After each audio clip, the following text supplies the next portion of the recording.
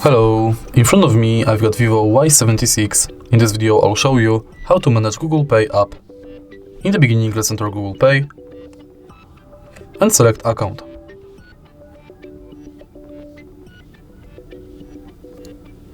Now tap Get Started,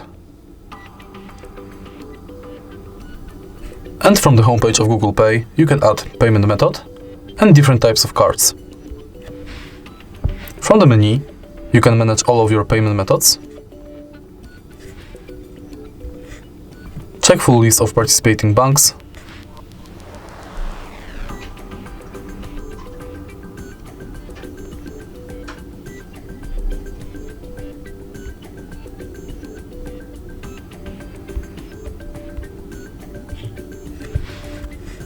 and your activity.